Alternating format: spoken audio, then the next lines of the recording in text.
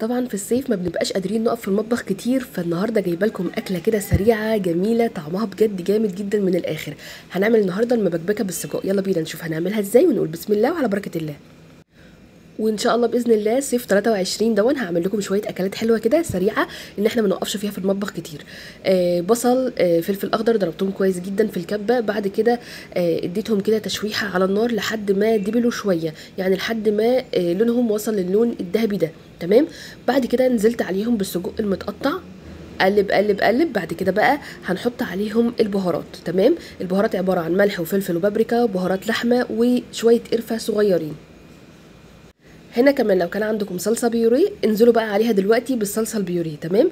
وبعد كده حطوا الصلصه الطماطم العاديه خالص، سلقاها الاول وبعد كده ضربتها بالهاند بلندر وبعد كده صفيتها وبعد كده حطيتها على السجق.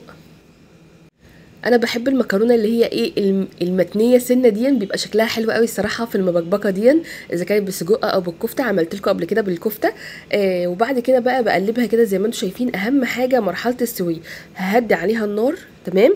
وهفضل اللي انا ايدي فيها واقلب فيها علشان خاطر ما تلزقش في الحله من تحت.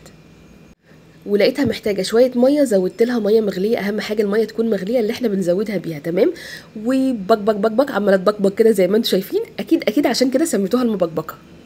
ولو كان بقى في قرن فلفل حامي كمان كنا حطيناه معاهم، يا سلام على الجمال. بصوا الحلاوه جميله جمال لا يقاوم، طعمها بجد حلو جدا، جربوها. الفترة الجاية ان شاء الله هنزل لكم اكلات عن الصيف كده لذيذة وخفيفة وظريفة، مش هنقف في المطبخ كتير باذن الله. ولو وصلتوا لهنا تصلوا على النبي وتابعوني. منوعات سارة جمال. باي باي حلوين.